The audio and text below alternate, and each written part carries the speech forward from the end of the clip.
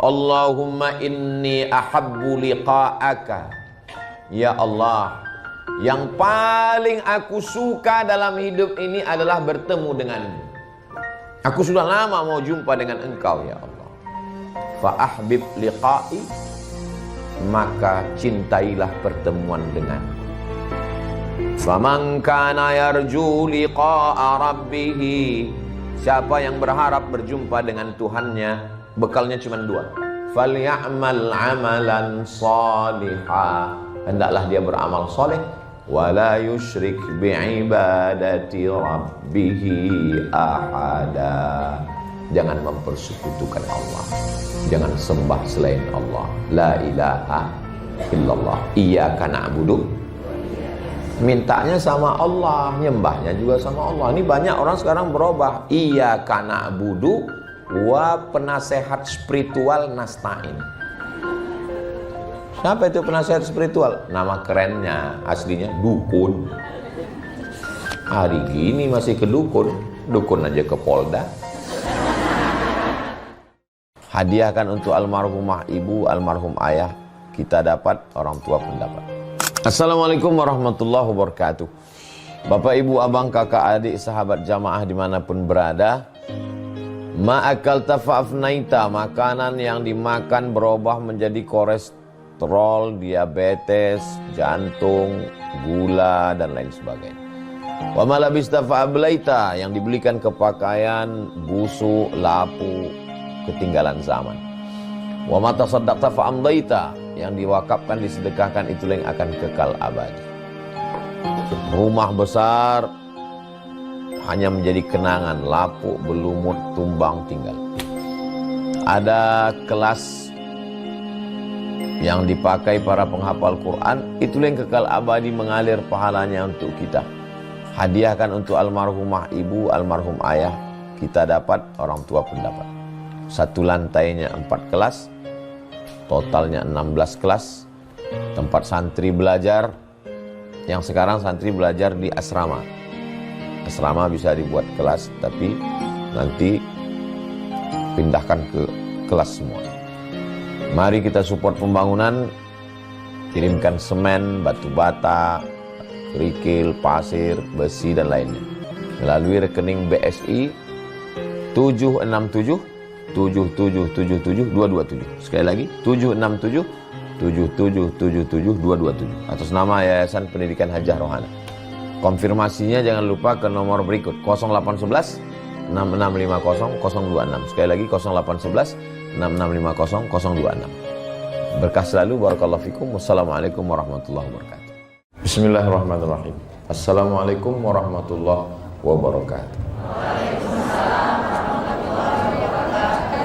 Kalau pergi ke pasar malam, cakep, belikan saya kain kasa, cakep, dari bunyi sambutan salam, sepertinya jamaah sedang puasa. Apa kabar semuanya? Alhamdulillah. Sehat? Alhamdulillah. Alhamdulillah. Melihat dari banner gambar ini, judul yang tepat nih, jangan ada orang ketiga di antara kita.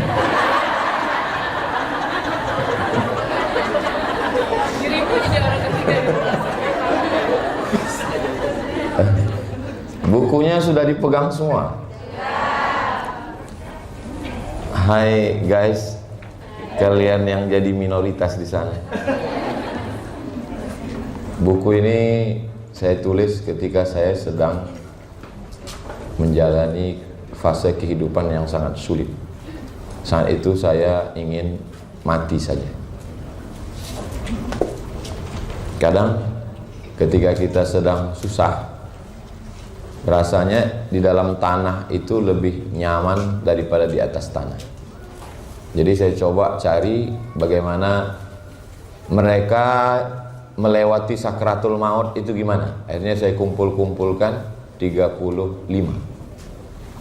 Dan saya berharap waktu itu yang ke-36 saya. Dan ternyata enggak mati. Bisa lihat di halaman 8. halaman 8. Yang paling bawah, halaman 8. Ketika kematian datang kepada Nabi Musa, dia merasa gelisah, dia berkata, aku tidak gelisah menghadapi kematian. Yang membuat aku gelisah adalah ketika lidahku kering dan tidak lagi dapat menyebut Allah.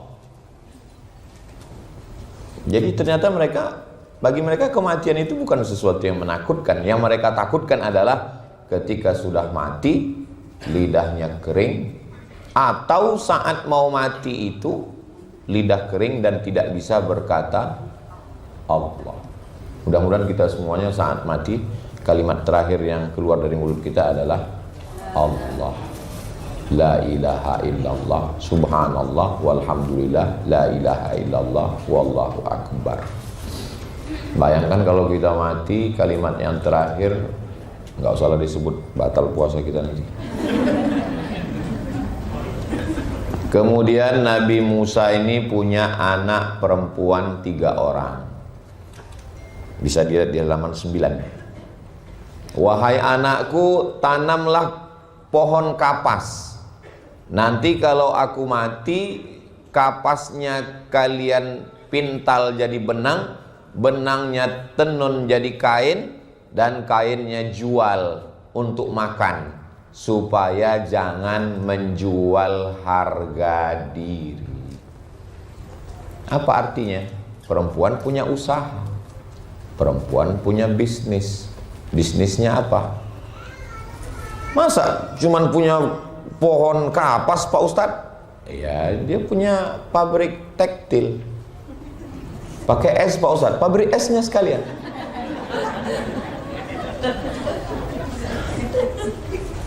Nah, saya di mana-mana kalau tausiah, air di meja itu nggak boleh ada mereknya, karena itu iklan gratis. Tapi karena ini produk untuk ekonomi keumatan, ini sponsor kita, bukan? Kalau bukan kita turunkan. Saya nggak mau setelah ngaji buku kematian ini pulang dari sini semuanya mau mati. Bro, gimana bisnis kita? Ya udahlah, kita mau mati aja semua. Dunia ini terlalu menyakitkan. Nggak begitu konsep hidupnya. Justru dengan kita tahu bahwa kita akan mati, kita semuanya siapkan bekal untuk mati. Dunia ini sementara, besti. Yang abadi itu apa? Hubungan kita. Halaman 23. Saya sengaja menghibur diri saya, karena kalau saya terlalu serius nanti saya nangis. Terus kalau saya nangis siapa yang ngomong?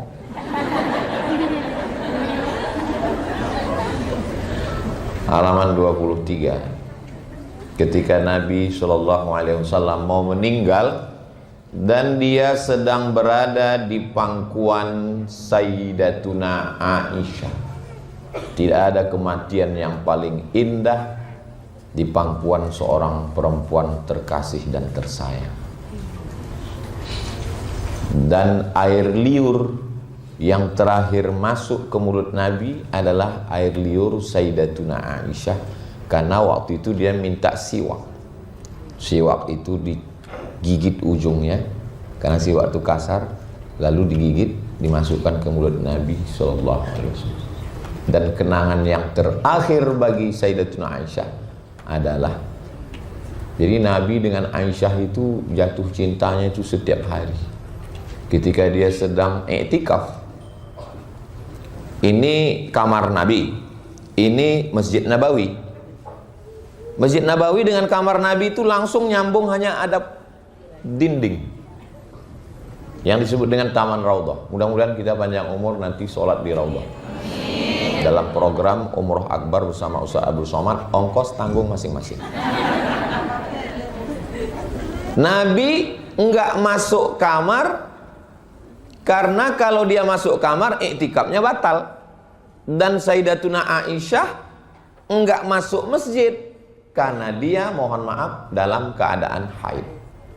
Terus solusinya gimana? Nabi mengulurkan kepalanya untuk disisir oleh Aisyah.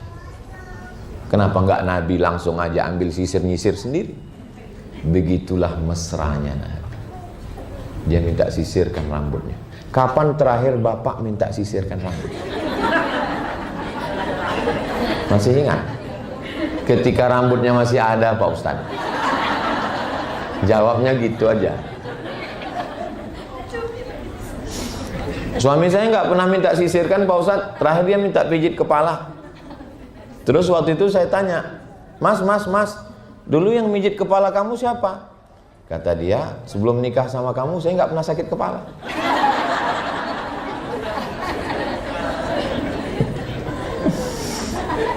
Kayaknya Ustadz Somad ini nyindir kami ya. Dengar ngomong Ustadz Somad itu kuncinya satu aja, jangan tersinggung. Beberapa orang tersinggung, meninggal. Ada yang tersinggung? Takut mati semua. Lalu apa ucapan Nabi? Halaman 23, tulis Arab yang di tengah. Bersama dengan orang-orang yang telah Engkau berikan kepada mereka kenikmatan, para nabi, siddiqin, orang mati syahid dan orang soleh, kumpulkan aku bersama mereka ya Allah. Semoga kita semua juga nanti berkumpul bersama Nabi Muhammad sallallahu alaihi wasallam. Jarak kita dengan dia 1446 tahun. Jarak lokasi kita dengan dia 9000 kilometer. Jarak fisik kita dengan dia Arab. Kita Arab maklum. Tapi kita punya satu hubungan dengan dia. La ilaha illallah Muhammadur Rasulullah. Berapa kali kita sebut nama dia? Asyhadu anna Muhammadar Rasulullah. Asyhadu anna Muhammadur Rasulullah. Allahumma shalli ala sayyidina Muhammad. Qabliyah subuh. Asyhadu an la ilaha illallah wa asyhadu anna Muhammadan Rasulullah. Salat subuh. Asyhadu an la ilaha illallah wa asyhadu anna Muhammadan Rasulullah. Salat duha sebelum kemari tadi. Asyhadu an la ilaha illallah. Saya enggak salat duha Pak Ustaz, besok. Qabliyah zuhur. Asyhadu an la ilaha illallah. Salat zuhur, tasyahud awal, tasyahud akhir. Ba'diyah zuhur, qabliyah asar. Salat asar, qabliyah maghrib. Salat maghrib, ba'diyah maghrib, qabliyah isya. Salat isya, ba'diyah isya. Tarawih, witir, tidur, tahajud. Asyhadu an la ilaha illallah, asyhadu anna Muhammadan Rasulullah. Ibu lebih banyak nyebut nama suami atau nama Nabi Muhammad?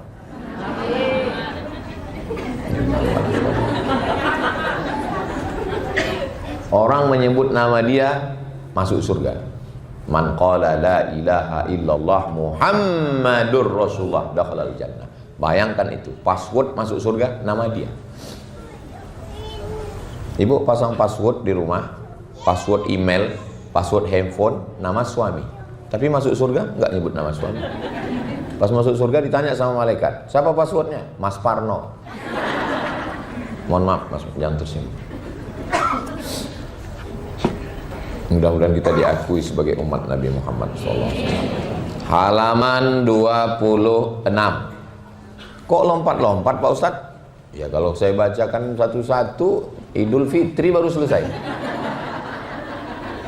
Allahu Akbar Allah. Beduknya udah siap tuh. Lalu kita selesai. Nanti kalau aku mati, kata Abu Bakar, bawa jenazahku ke depan pintu kubur Nabi, ucapkan salam. Assalamu alaika ya Rasulullah. Kalau pintunya terbuka, bawa jenazahku, kuburkan di samping makam Nabi. Begitu meninggal, dibawa ke pintu makam Nabi. Pintu makam Nabi, diucapkan salam. Assalamu alaika ya Rasulullah.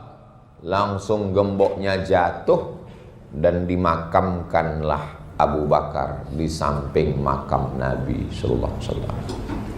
Waktu mau hijrah berada di Jabal Sur, berdua di gua. Waktu berada di kepungan orang kafir musyrik perang Uhud, berdua. Waktu waktu meninggal dunia makamnya samping-sampingan. Betapa indahnya Nabi Muhammad Sallallahu Alaihi Wasallam. Makanya kita waktu ziarah makam Nabi itu 3 makam. Pertama, Assalamualaikum ya Rasulullah, geser 1 langkah. Assalamualaikum ya Abu Bakrin Siddiq, geser 1 langkah. Assalamualaikum ya Umar ibnil Khattab.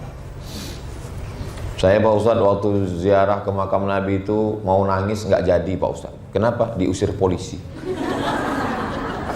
Udah mau nangis, Haji. Yalah. Nangisnya malah di toko Pak Ustadz.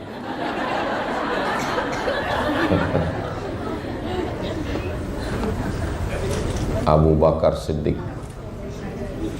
Seandainya kamu sedekah emas sebesar Bukit Uhud. Bukit Uhud itu panjangnya 7 km.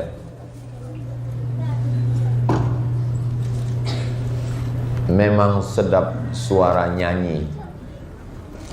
Suara nyanyi di dalam bis. Kalau mic sudah bunyi, itu tanda waktu sudah mau habis.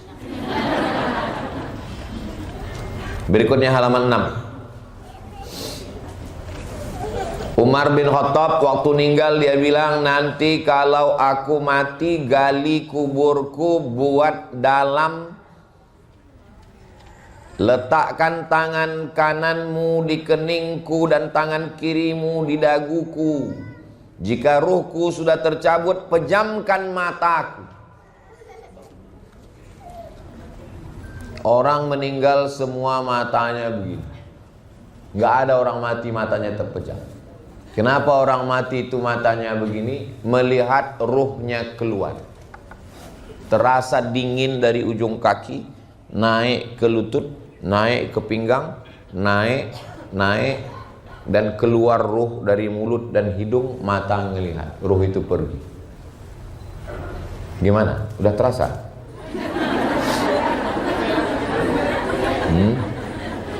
Kita kalau tidur, ini tulang belakang ini melengkung ke atas. Tulang belakang ini melengkung ke atas. Orang kalau sudah meninggal, ini daging tulang belakangnya ini turun ke bawah, jadi rata tulang. Perhatikan nanti malam yang punya suami, kalau suaminya tidur. Kalau sudah rata ke bawah, siap-siap bagi warisan. Dan ketika mata kita melotot melihat ruh keluar, perbuatan yang paling ringan bukan melangkahkan kaki. Perbuatan paling ringan bukan menghayunkan tangan. Perbuatan paling ringan adalah mengedipkan mata. Dan mengedipkan mata itu pun orang tidak mampu. Menggerakkan mulut nggak bisa. Menyebut nama saya, mulut mesti bergerak. Abdul Somad. Tapi orang waktu mau mati nggak bisa menggerakkan mulut. Maka Allah kasih kalimat yang disebutkan tanpa menggerakkan mulut. La ilaha. Mati. Coba kalau orang meninggal sebut nama. Mau meninggal sebut nama. Abdul Somad.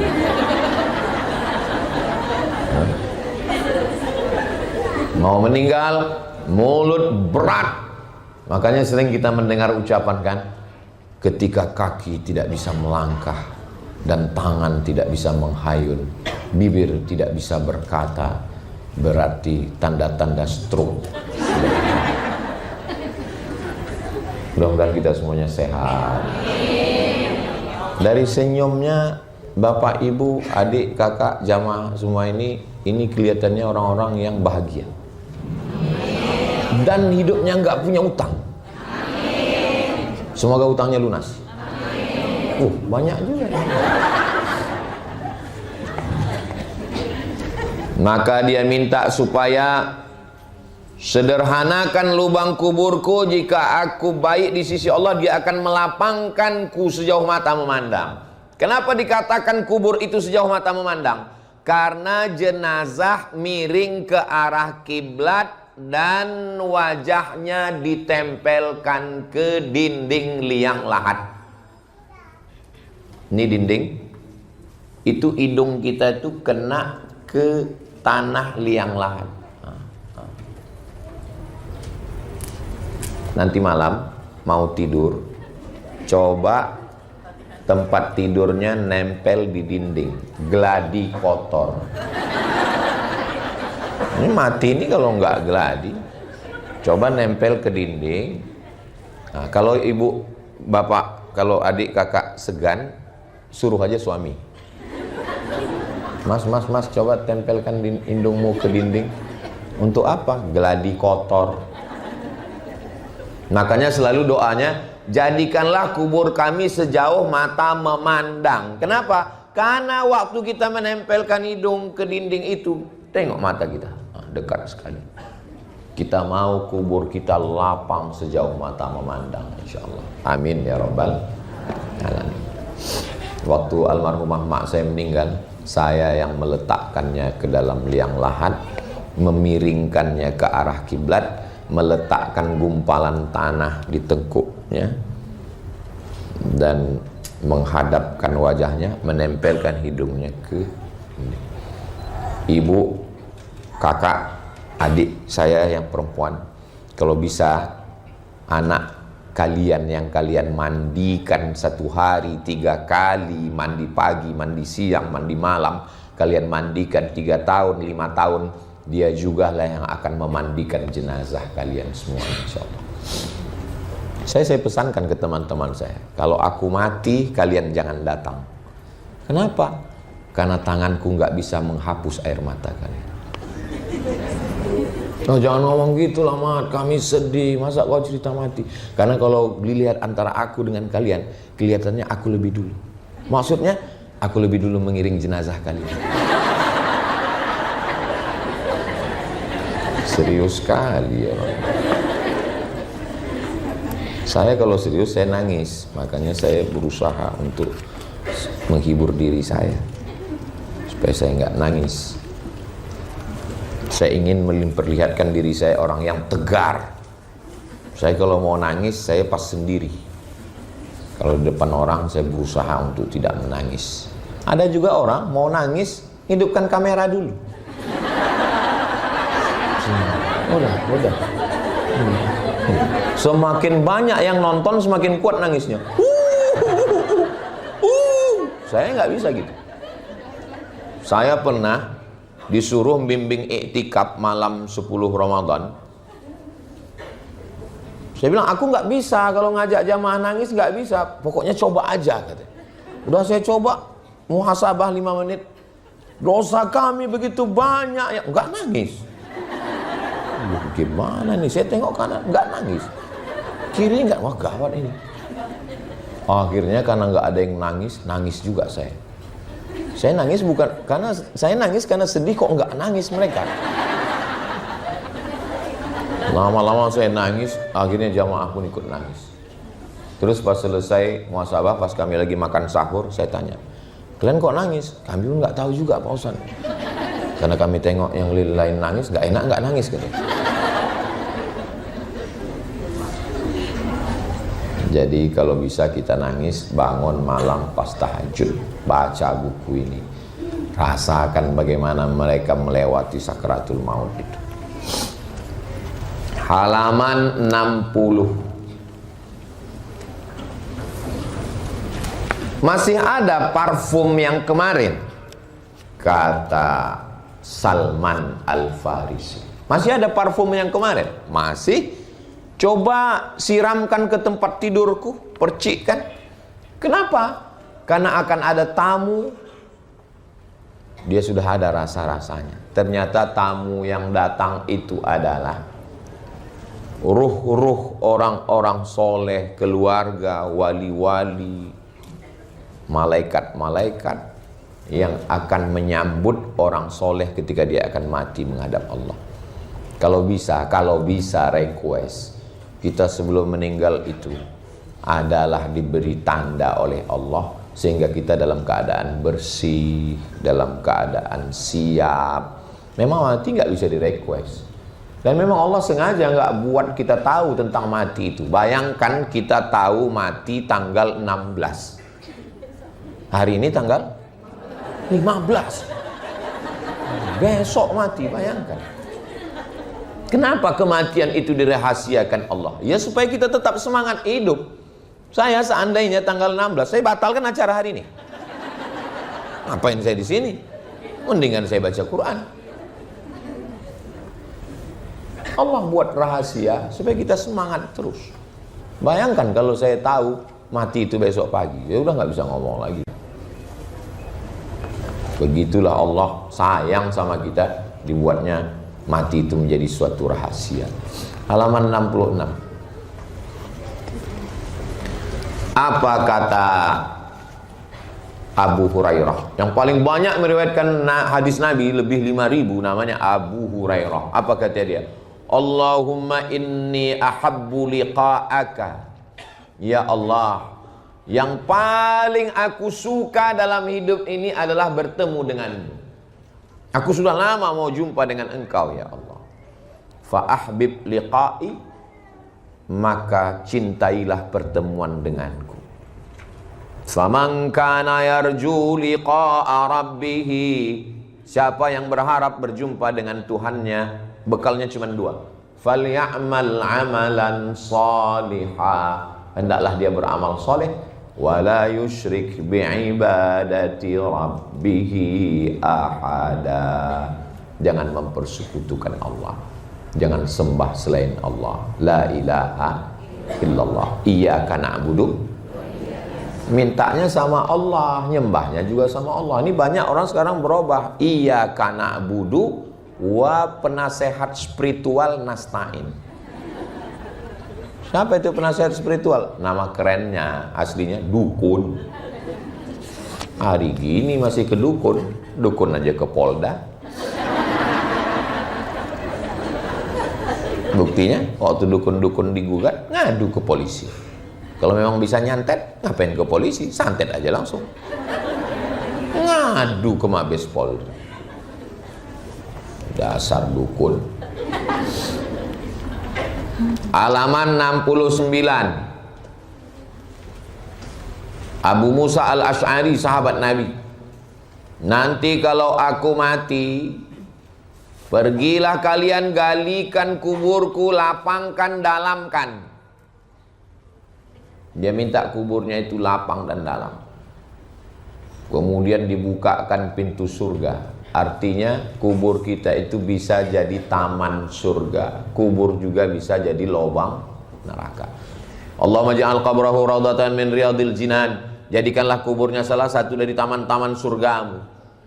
La taj'al qabrahu hufratan min hufarin niran. Jangan jadikan kuburnya satu lubang dari lubang neraka.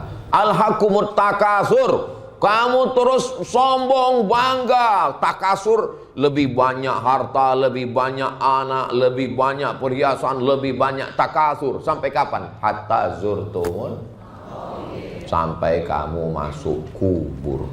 Pak Ustadz, suami istri, ada suami ngadu, istri saya ini hobinya shopping Pak Ustadz. Gimana caranya?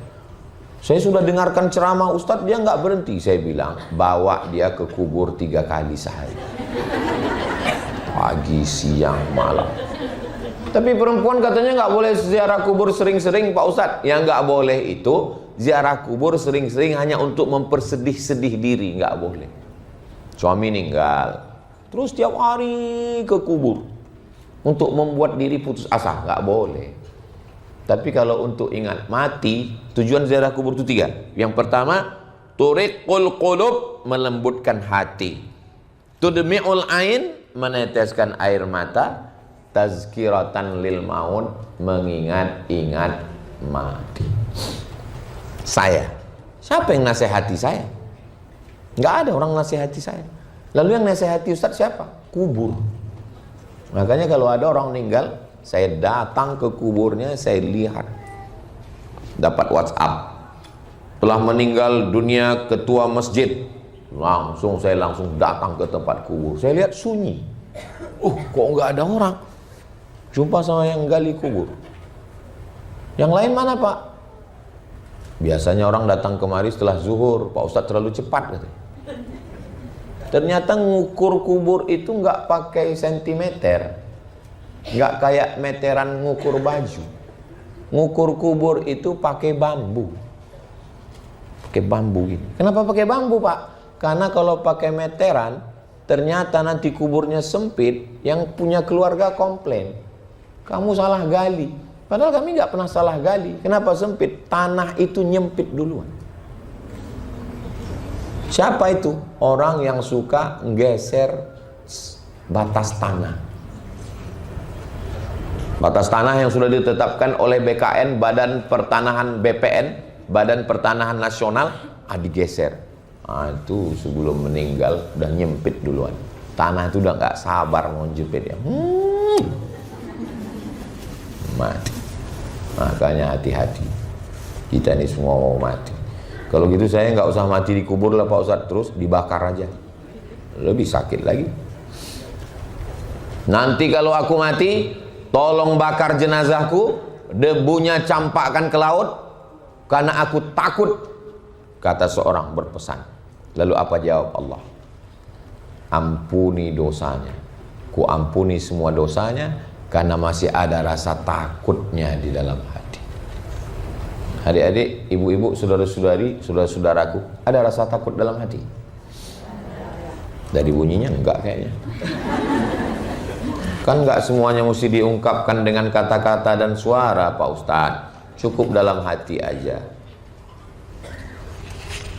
Halaman 74. Kalau waktunya habis, kasih tahu, Bang. Hah? Sampai maghrib. Pantasan disiapkan air buka puasa.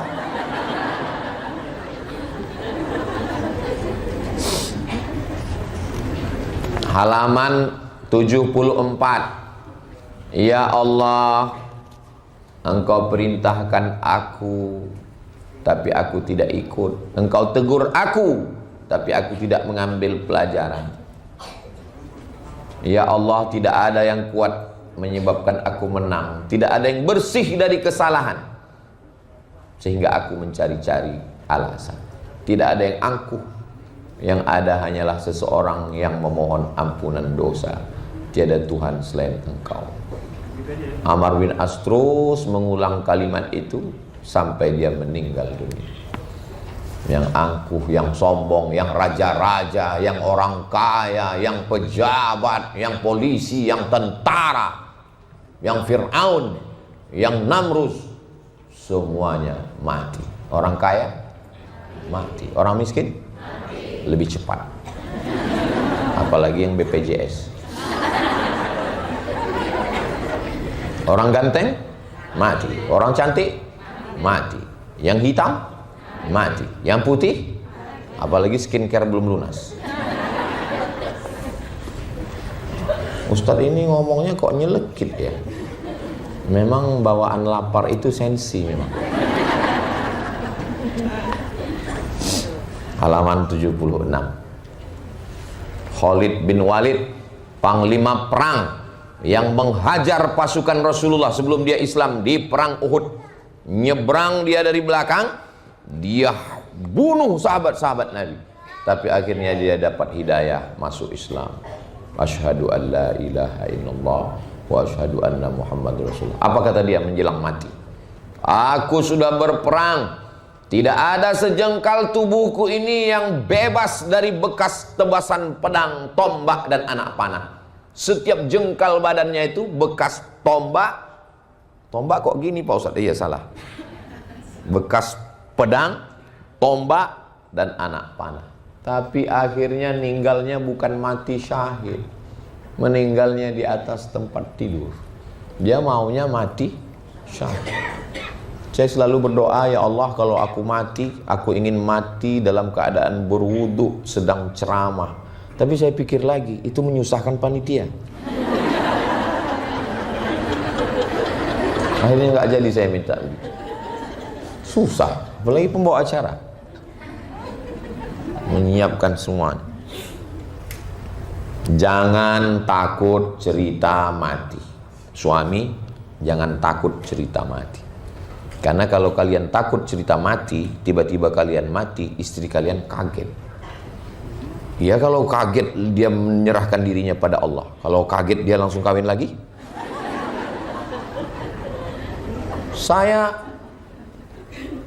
Ada kadang orang ceramah ini, marilah kita siapkan mati, takut mati. Tapi yang dia maksud mati itu orang, bukan dia. Kalau saya masalah mati ini memang udah saya siapkan. Saya sudah pesan sama tim semua. Kalau aku mati kebetulan pas lagi jadwal di Sumatera Utara, kuburkan aku di samping almarhumah makku. Tanahnya udah saya kosongkan. Saya beli tanahnya 22 meter kali 60 ke belakang sampai dekat sungai. Udah saya telepon semua sepupu saya. Kalian udah aku belikan tanah. Nggak ada satupun yang ngambil. Tanah kuburan. Kebetulan almarhumah ibu saya itu pas di pemakaman paling ujung sudah habis batas. Jadi saya cari yang punya tanah 60 meter 22 pinggir jalan kali 60 ke belakang. Saya bilang yang lain untuk kaum muslimin muslimat, tapi yang dekat emak ini tolong kosongkan untuk saya. Kalau kebetulan jadwalnya di Sumatera Utara karena makamnya di sana. Tapi kalau kebetulan jadwal saya pas di Papua, jenazah saya jangan dibawa pulang ke sana. Kenapa? Tiket jenazah mahal. Dan saya nggak mau disatukan sama koper. Masa Profesor Dr. Abdul Somad tiba-tiba kita di situ lihat kanan koper, kiri koper, lihat kiri durian musangking. Inilah kadang jamaah ini kurang sensitif. Mestinya ketika saya cerita mati itu ya sedih lah. Ini yang mati ini kan saya, bukan orang. Apalah salahnya jaga perasaan saya. Memang kadang kejujuran itu menyakitkan. Itulah susahnya kita ngomong di depan orang-orang jujur. Gak bisa dia bersandiwara. Ini di depan saya ini, di samping ini orang-orang jujur semua. Ngaku lagi.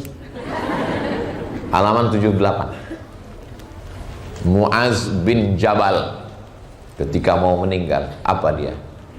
Apa yang membuat engkau menangis, Muaz? Kenapa engkau nangis? Aku tidak takut sakitnya sakaratul maut. Yang katanya kematian itu seperti tebasan pedang beratus kali di tempat yang sama, seperti kambing yang dikuliti hidup-hidup, seperti mata kail pancing ditarik dari kulit yang basah. Aku nggak takut. Terus yang kau takutkan apa? Yang aku tangisi, aku nggak bisa jihad fisabilillah lagi. Aku nggak bisa perang lagi. Dan aku berpisah dengan orang-orang tersayang. Jadi kalau masih punya teman SD, teman SMP, teman SMA, teman kuliah, ngumpullah sekarang acara buka bersama. Karena nggak tahu tahun depan dia masih ada atau enggak. Kalau kita insya Allah masih ada. Undang itu kawan-kawan. Bro, kita nanti ketemu ya, buka bersama ya. Kenapa kamu undang? Aku nggak yakin lu masih ada tahun depan. Terus dia ngomong, aku juga khawatirnya begitu. Aku yakin aku masih ada, kau sudah mati duluan. Hidup ini kan hanya sepotong kenangan. Maka tinggalkanlah kenangan yang baik. Ini momen Ramadan, ngumpul, duduk. Saya alhamdulillah sudah dengan keluarga dekat udah. Saya pisahkan antara buka bersama dengan keluarga dengan buka bersama dengan kawan-kawan. Karena ceritanya kadang nggak nyambung. Kalau tamat SMA 10 tahun yang lalu, sekarang ngumpul berarti umur 30-an ya. Itu pertanyaannya, udah nikah belum? Belum. Masa mau bangun sahur pakai mercon? Nah, gitu.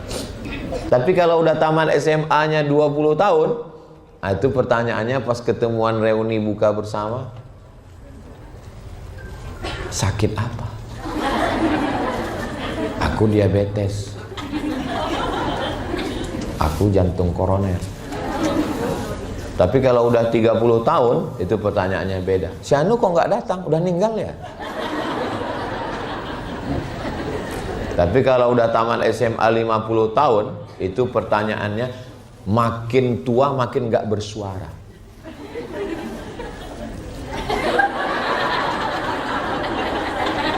Dia nanya apa Pak Ustadz? Pampersnya merek apa?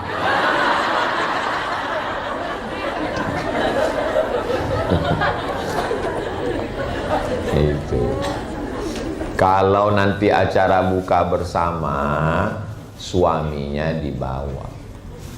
Kalau nggak dibawa, ketemu sama teman-teman sekelas dulu yang pengagum ibu. Dia bilang, ternyata kamu masih cantik ya. Kalau ada yang bilang kamu cantik, dia bukan kakakmu, bukan pamanmu, bukan kakekmu, bukan abangmu, bukan saudaramu, bukan mahrammu, yakinkan dia buaya darat.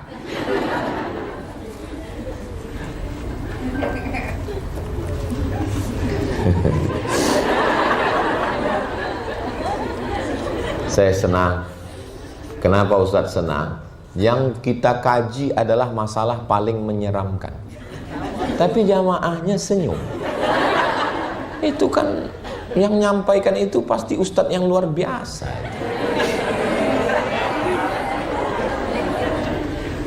Abu Umamah Al-Bahili, halaman 81. Nama sahabat Nabi Abu Umamah Al-Bahili. Nanti kalau aku meninggal dunia, bacakan talqin di kuburku. Talqin di kuburku. Nanti kalau datang malaikat maut bertanya kepadamu, man rabbuka, katakan Tuhanku Allah. Man nabiyuka, katakan nabiku Nabi Muhammad. Ma kitabuka, katakan kitabku Al-Quran. Man ikhwanuka, katakan saudaraku orang beriman. Membacakan talqin setelah dikubur, ditimbun, bacakan talqin. Waktu almarhumah mak saya meninggal, yang membacakan talqinnya saya. Tidak wajib, tapi bagi yang melakukannya hukumnya sunnat, hadisnya hadis hasan. Diriwayatkan dari Abu Umamah Al-Bahili. Apa fungsi talqin itu?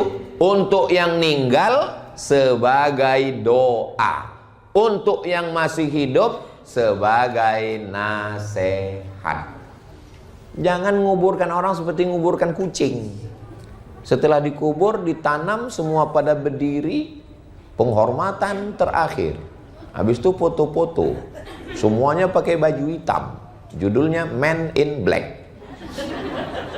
Doakan dia, karena kata Nabi, salulahut tasbit, doakan dia. Allahumma firlahu warhamhu wa'afihi wa'afu anhu. Saya nggak hafal doanya Pak Ustadz, gerak-gerakkan aja mulut. Biar jangan ketahuan kali nggak tahu doa. Nggak mesti pakai bahasa Arab, pakai bahasa Indonesia. Ampunkan silap salah, jangan kuat-kuat, tahu kawan sebelah. Ampunkan silap salahnya ya Allah. Dia sahabatku ya Allah, dia temanku ya Allah. Dapat WhatsApp, teman sekelas, satu bangku, satu kursi, meninggal. Kampungnya dari Pekanbaru Riau 5 jam naik mobil. Saya dapat kabarnya maghrib. Saya datang, beberapa teman, ayo kita berangkat. Siapa yang nyetir, Man? Aku yang nyetir, saya bilang. Sekitar 2, 3, 4 tahun yang lalu saya yang nyetir. Sampai ke lokasi jam 12 malam. Sudah dikebumikan, sudah dikubur.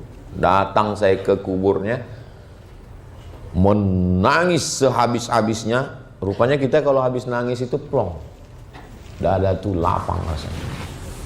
Saya berdoa di situ. Semua doa saya panjatkan. Kau teman sekelasku, kau temanku, kau saudaraku.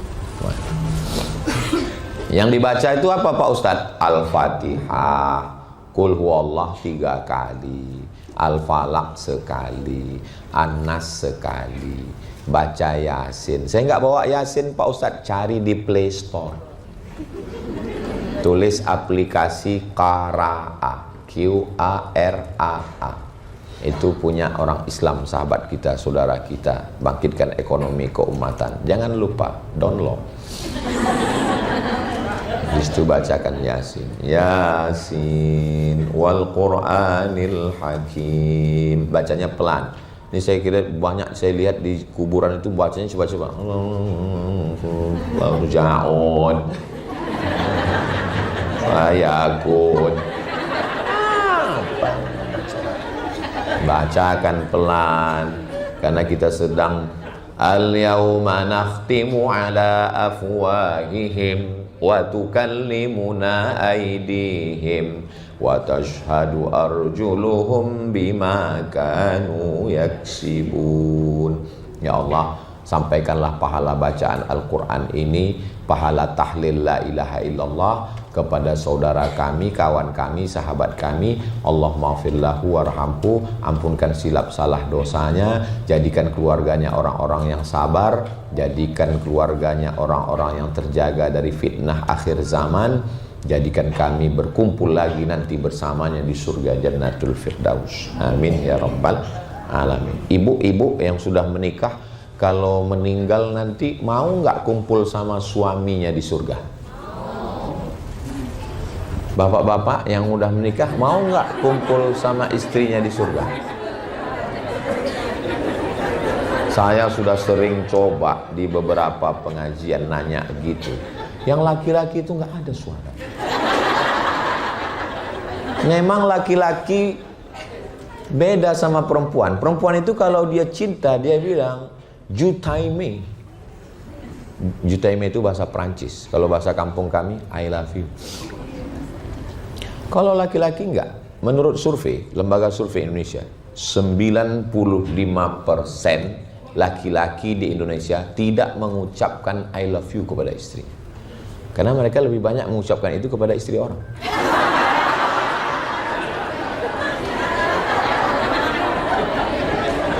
Kecuali yang di sini. Kalau yang di sini ini orang-orang soleh semua, orang baik. Ini yang hadir ini yang sudah lulus fit and proper test. Saya tahu perasaan jamaah ini sekarang sedang kacau balau. Makanya di tengah senyumnya dia melelehkan air mata. Tengah tawanya dia menangis. Kadang-kadang air mata itu lebih banyak jatuh ke dalam daripada keluar. Ustaz nangis juga? Enggak, saya flu. Masa saya nangis, orang ustaz setegar ini kok nangis? Enak aja. Emang saya ustaz cengeng? Enggak jantan. Gitu cara saya supaya saya enggak nangis. Halaman 83. Namanya Ali. Nama ayahnya Husain. Nama kakeknya Ali bin Abi Thalib. Zainal perhiasan, Abidin ahli ibadah. Dia digelar dengan Ali Zainal Abidin karena ibadahnya yang sangat banyak. Berapa kali sholat dia? 1000 rakaat. Sholat terus dia menjelang menghadap Allah. Kita baru tarawih 8. Oh, anggap ibadah udah banyak. Ente tarawih tadi malam? Iya, berapa? 8. Loh, tarawih itu 20. Kok 8? Efisiensi.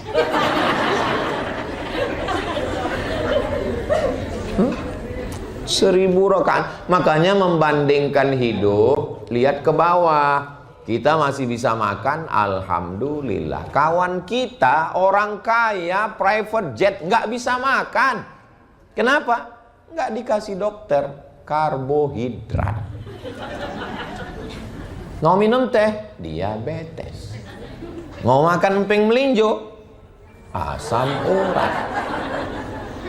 Kita masih bisa makan, alhamdulillah. Ustadz kelihatannya sehat aja, saya sehat. Saya nggak pernah sakit. Kenapa? Saya nggak pernah periksa. Makanya kemarin saya dikasih amplop putih dari Yarsi Yayasan Rumah Sakit Islam. Ustaz Somad, ini untuk apa Pak? Medical check up gratis. Belum saya pakai. Kalau ibu mau nanti saya kasih. Bapak mau?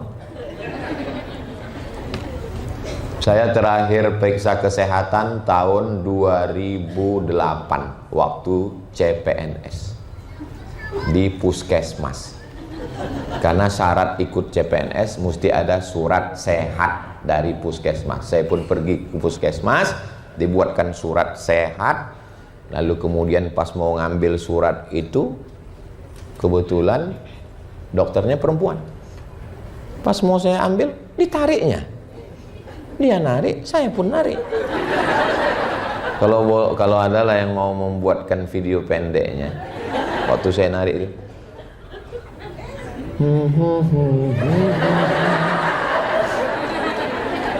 saya heran. Waktu itu saya belum nikah, baru pulang dari Maroko. Kenapa dia narik? Rupanya belum bayar. Kita kan di Mesir yang begitu-begitu gratis. Tiap tahun laporan kesehatan ke Al-Azhar tuh cek darah, takut kena virus HIV AIDS. Jadi di Azhar setahun sekali itu wajib cek darah supaya kita sehat. Gratis. Situ saya sangka gratis, supaya bayar. Patut ditariknya. Saya sudah salah tingkah duluan. Berikutnya halaman 87. Halaman 87. Ketika Imam Hanafi, Imam mazhab 4, yang paling tua Hanafi, nomor 2 Maliki, nomor 3 Syafi'i, nomor 4 Hambali. Kalau yang sholatnya cepat-cepat itu mazhab apa Pak Ustaz? Valentino Rossi.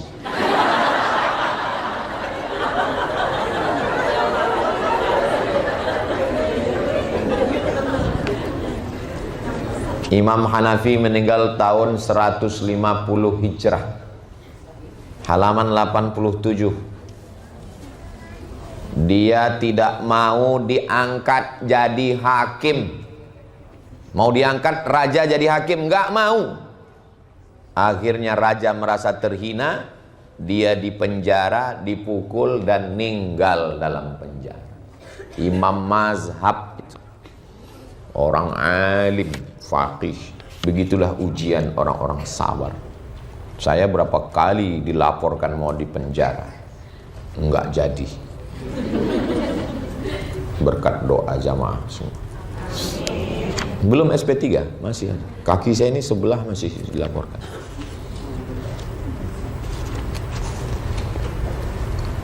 Imam Syafi'i ketika akan meninggal, halaman 95.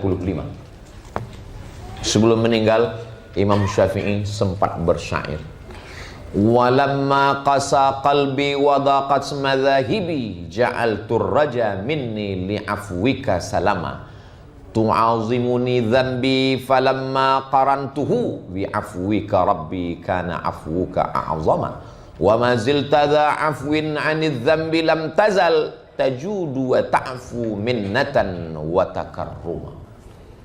Di tempat lain biasanya saya terjemahkan dulu syairnya, baru jamaahnya faham. Di sini belum saya terjemahkan udah faham. Luar biasa. Dari mana Ustaz tahu? Dari tatapan matanya. Ketika hatiku keras, jalanku terasa sempit, aku jadikan harapan pada maafmu sebagai penyelamat jiwa. Jika aku banding-bandingkan, terlampau besar dosa-dosaku, tapi maafmu lebih besar pada hamba.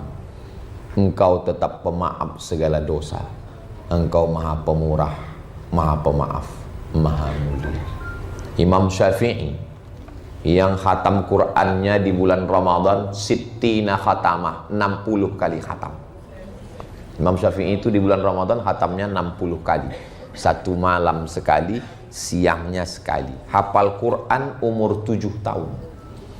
Imam mazhab, ulama besar, induknya semua ulama di dunia. Ulama pertama yang menulis kitab usul fiqih. tapi menjelang kematiannya tetap minta ampun segala dosa. Bagaimana dengan kita yang bukan apa-apa dan bukan siapa-siapa? STJ, status tak jelas. Ya Allah, ampunilah dosa-dosa kami, ya Allah. Halaman 98. Imam Ahmad bin Hambal, Imam Hambali.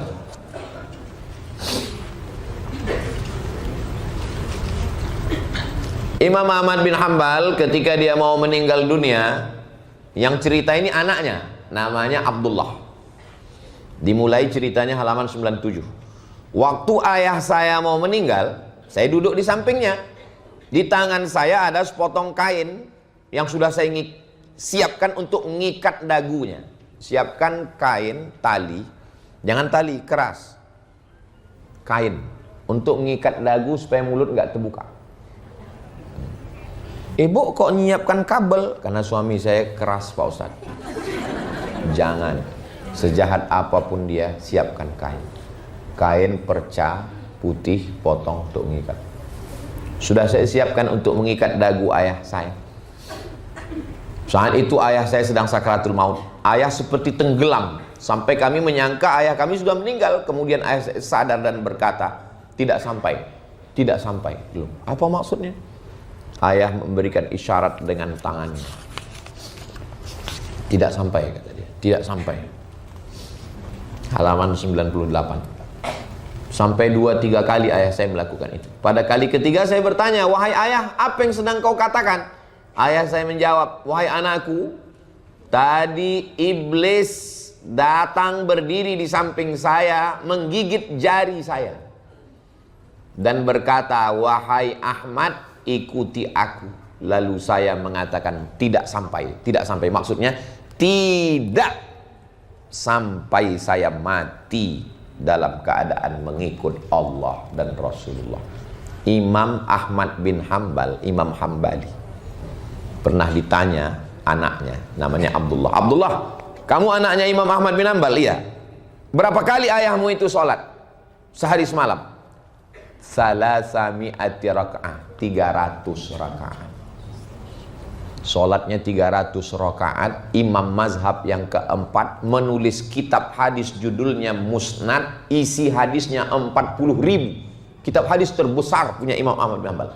Waktu mau meninggal dunia masih digigit iblis tangannya. Gimana kita nanti waktu mau mati? Iya, kalau matinya di rumah, anak suami kanan kiri baca Quran. Kalau di ruang ICU sendirian, anak mau masuk nggak boleh, suami mau masuk nggak boleh, sendirian. Malaikat maut masuk, iblis masuk. Ustadz kok bilangnya ICU Pak Ustadz? Memang tulisannya ICU. Iya, tapi itu kan singkatan Pak Ustadz, ICU. Betul, tapi itu kurang lengkap. Itu sebetulnya panjang. ICU, you don't see me. Itu aslinya. ICU, kita bisa ngelihat dia, dia nggak bisa ngelihat kita, matanya terpejam. Maka saya ketika diajak masuk ke ICU, Ustaz Somad, bisa kami bawa ke rumah sakit? Of course. Saya pun dibawa sampai ke rumah sakit, sudah disediakan jubah warna biru langit. Masya Allah, kancingnya di belakang.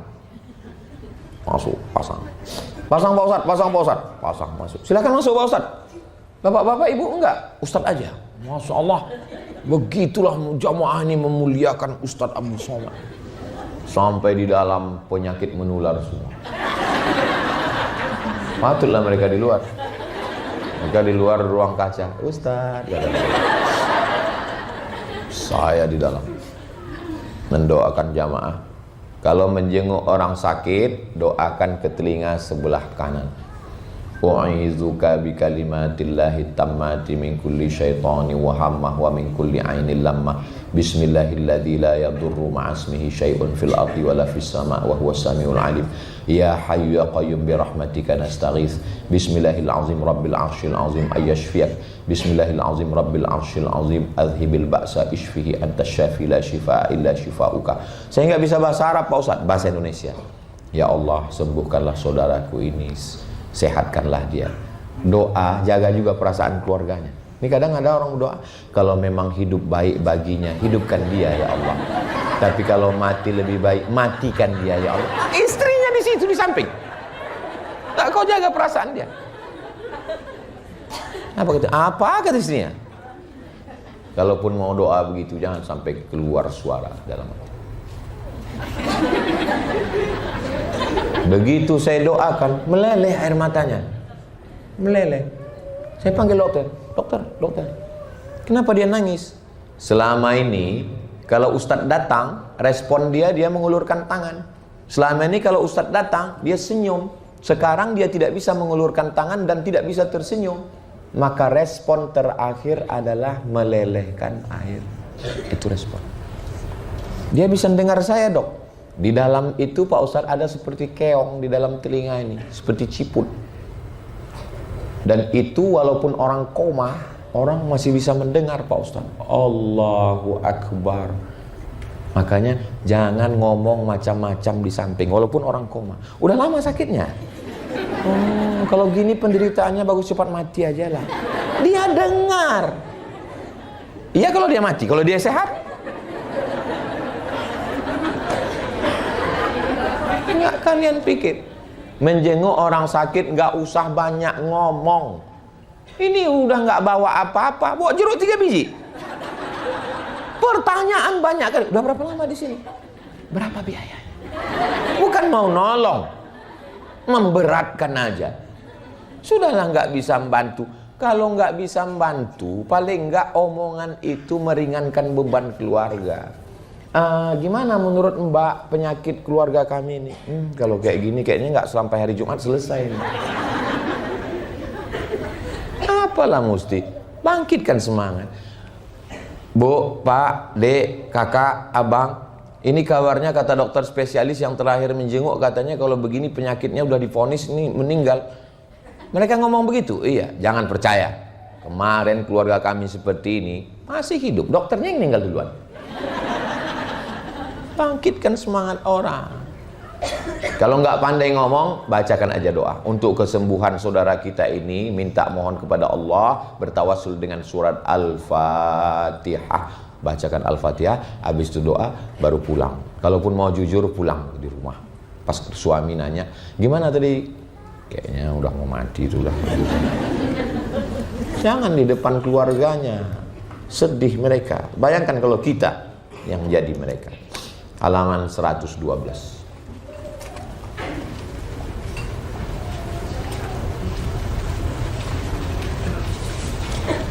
Kitab hadis yang paling sahih number 1, Sahih Bukhari.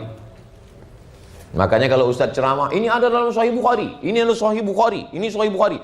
Bukhari bukan nama orang, bro. Bukhari artinya orang Bukhara. Kalau orang Makkah, Makki. Orang Bukhara, Bukhari. Orang Jakarta, Jakarti. Al-Batawi. Jadi Bukhari itu bukan nama orang, nama kampungnya Bukhara. Bukhara itu di mana Pak Ustadz? Uzbekistan. Nanti naik pesawat dari Kuala Lumpur, dari Jakarta, turunnya di Tashkent. Dari Tashkent itu naik kereta api pergi ke Bukhara. Ustadz pernah. Makanya lihatlah IG saya yang followernya 9 juta itu. Kan ada foto-foto saya di makam Imam Bukhari itu. Ustadz Somad itu sombong kali kalau ngomong. Maksudnya yang belum follow-follow. Saya ziarah ke makam Imam Bukhari. Jadi Imam Bukhari itu beli Sahih Bukhari, isi kitabnya 7.275 hadis. Kami membaca Sahih Bukhari itu khatam dari awal sampai akhir. Lalu kemudian Imam Bukhari itu pulang kampung, halaman 112. Diminta sama raja untuk ngajar ke rumahnya. Bukhari, ngajar ke istana ya. Kata Imam Bukhari, ilmu itu diambil bukan dikasih, bukan diantarkan. Kalau mau anak raja ngaji sama saya. Oh, penguasa-penguasa ini kalau dia ngundang kita nggak datang, dia marah. Dia maunya kalau diundang itu datang. Akhirnya marah raja sama Imam Bukhari. Maka Imam Bukhari diembargo, nggak boleh ngisi pengajian. Ustaz pernah gitu? Nggak pernah. Nggak pernah. Akhirnya nggak boleh ngisi pengajian. Imam Bukhari difitnah dan macam-macam. Akhirnya Imam Bukhari berdoa kepada Allah. Allahumma qad daqat alayyal ardu bima rahubat. Dunia ini dulu lapang. 16 tahun Imam Bukhari dari mulai Bukhara, pergi ke Makkah, pergi ke Madinah, pergi ke Syam, pergi ke Mesir, pergi mengumpulkan hadis begitu banyak. Dulu dunia ini lapang ya Allah. Sekarang aku mau ngajar aja nggak bisa. Faqbidni, cabutlah nyawa. Meninggal Imam Bukhari 1 Syawal pas Idul Fitri. Dalam keadaan sendiri karena diembargo dalam kesunyian. Makanya makamnya di kampung. Makamnya di kampung. Dari Samarkand, Bukhara ke Samarkand, dari Samarkand pergi lagi ke kampung, nama kampungnya Khartang. Di kampung itulah dia meninggal. Begitu dia sudah dikuburkan, apa yang terjadi? Keluar bau harum semerbak dari makamnya, wangi, semua orang mencium, dan orang mau mengambil berkah, tanah kuburnya diambil orang. Sampai masyarakat khawatir tanah kuburnya habis, dikasih pagar. Jadi kalau mau melihat orang soleh, lihat setelah meninggal. Kalau waktu masih hidup, memang banyak memang follower, viewer, dan subscriber. Tapi pas meninggal belum tentu. Banyak orang terlupakan. Imam Bukhari waktu hidup terhina, diembargo. Tapi setelah meninggal dunia, Allah tunjukkan. Mudah-mudahan kita waktu hidup mulia, waktu meninggal pun mulia juga insya Allah.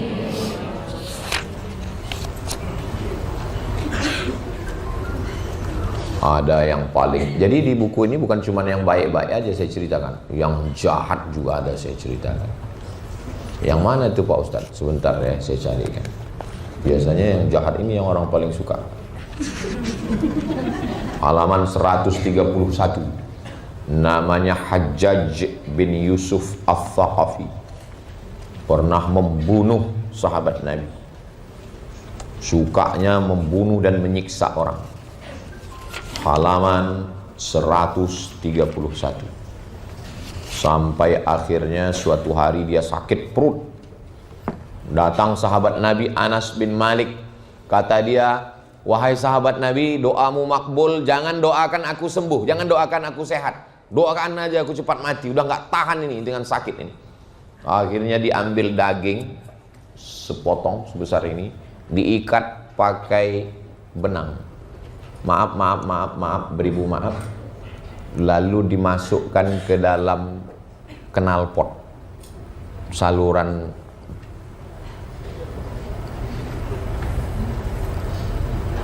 apa ya kali cerita. Dimasukkan dari bawah. Dimasukkan, dokter memasukkan. Ambil daging sepotong, diikat pakai tali, dimasukkan. Dibiarkan beberapa menit, habis itu ditarik. Ulat-ulat ganas. Terus apa doa dia terakhir pas mau mati? Apa kata dia? Di halaman 134. Merinding saya. Doa. Apa kata dia? Allahumma ufirli. Ya Allah ampunkan aku. Halaman 134. Allahumma ufirli. Ya Allah ampunkan aku. Fa innan nasa yaz'umuna annaka la taf'alu dzalik. Meskipun semua orang mengatakan kau tidak akan melakukan itu. Saking bencinya semua orang. Allah tidak akan mengampunkan Yusuf Al-Thaqafi. Allah tidak akan mengampunkan dia. Dia udah. Allahumma ufirli. Ampunkan aku. Fa innan nasa yaz'umuna annaka la taf'alu dzalik. Apa arti dari doanya? Jangan putus. Jangan putus asa. Walaupun dosa kita sebanyak buih di lautan, dosa kita sebanyak pasir di pantai, jangan pernah putus asa. Ustaz, nggak sesuai judul kajian hari ini dengan ceritanya. Apa judulnya tadi?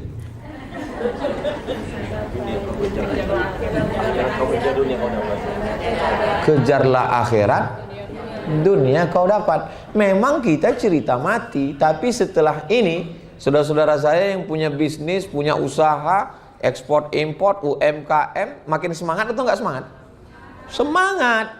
Karena kita kejar dunia, dapat uang, bangun masjid, rumah Quran, pondok tahfiz gratis, itulah bekal kita untuk mati dan kita dapat nikmat kubur, nikmat surga mengalir sampai hari kiamat insyaallah. Ini insyaallah semuanya sebelum meninggal sempat punya bangun masjid semua, bangun masjid. Bangun masjid. Siapa namanya, Mas? Ghazi. Nama masjidnya nanti Masjid Al-Ghazi. Ghazi artinya pasukan perang. Makanya bawaannya mau perang aja. Masjid Al-Ghazi. Doakan saya sebelum meninggal, masjid namanya Masjid As-Somad. Amin. Ibu mau sholat di mana? Mau sholat ke Masjid Aura.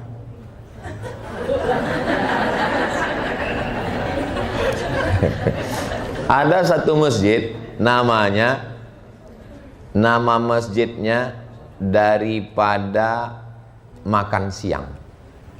Ada orang setiap hari puasa, duit makan siangnya ditabung, maka dia buat bangun masjidnya masjid daripada makan siang.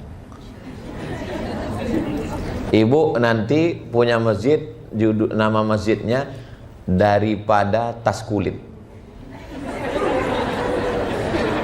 Bapak nanti bangun masjid, nama masjidnya daripada skincare. Oh, kan yang biasa itu Pak, Ibu Pak Ustadz. Nanti saya ngomong gitu kalian tersinggung. Resikonya kalau tersinggung pulang mati. Jadi silakan punya bisnis, silakan punya usaha, tapi itu hanya untuk bekal. Saya nanti kalau punya duit, saya akan biayai fakir miskin, anak yatim dan duafa. Alah Ustaz Somad ngomong cuman ceramah aja begitu. Ya Allah, kalau channel YouTube ini nanti ada duit, maka saya akan habiskan semua.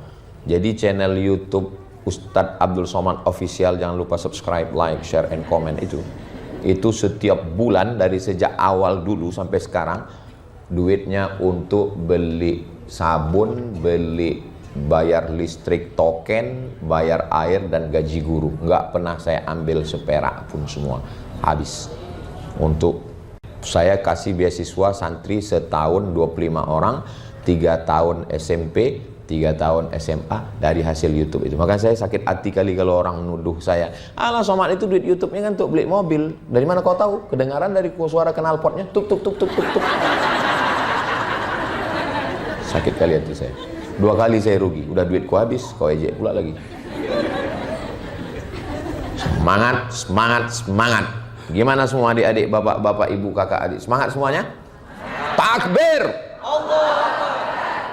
Kalau Allah Akbarnya begitu, itu berarti masih panjang umur. Soalnya pernah juga saya pas saya takbir. Allah Akbar. Izin Pak Ustadz, waktunya sudah habis. Tadi saya lihat waktu saya mau ngomong tadi lebih 1 jam. Berapa tadi waktu dikasih ke saya? 1 jam 25 menit. Habis tuntas padahal sedang puasa. Saya nggak prediksi kita semangat begini tadi. Tadi saya pikir karena mau puasa, apalagi pembahasannya mati, semua bawaannya mau mati. Iyalah Pak Ustadz. Iyalah, paling susah ceramah pas lagi puasa ini. Tapi ini malah saya curiga, jangan-jangan nggak puasa ini. Saya kembalikan ke host. Jangan kemana-mana, kita lanjutkan setelah yang satu ini.